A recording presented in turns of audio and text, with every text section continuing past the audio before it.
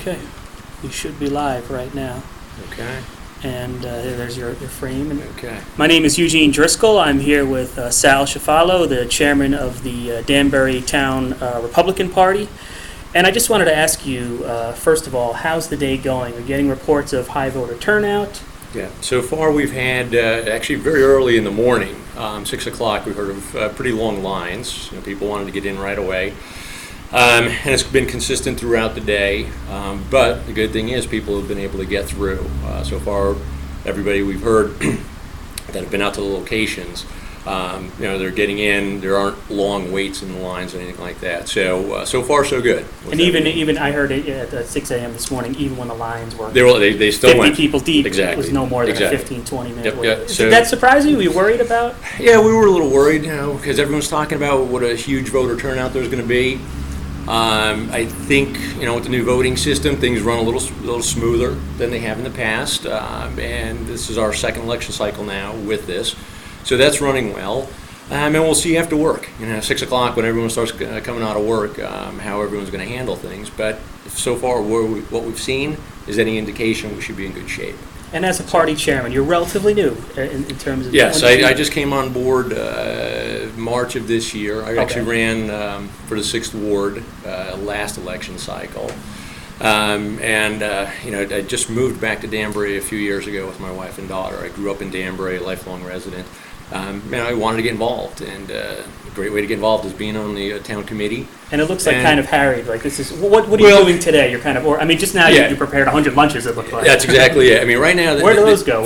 For us, the name of the game is not necessarily have people down here, but have people out at the polling locations. Holding signs, greeting people, having people drive folks to the polls. You have some elderly folks that aren't able to get to the polls, or some people that aren't in the greatest physical condition, but they still want to get out and vote today, and they want to get down to the polls. So basically what we're doing here is coordinating, having our volunteers at each location, making sure that they're holding the signs, reading folks, coordinating drivers, making sure that we have drivers, picking people up and bringing them to polling locations. Like you just saw, we're providing food and beverages for our folks that are out there doing a great job for us. So we just put together all the sandwiches and pasta and all that stuff and sodas to get it out there. So we're trying not to have people here. Mm-hmm. We're trying to have them out there. They're doing a lot better for us if they're out there than here. Later on, we'll want them down here. And then in terms of just the races itself, you got Mike McLaughlin running for the state senate, trying to keep that state senate seat Republican. Yes. Vacated by David Cappiello, who's taking on Chris Murphy for his congressional seat. Yes.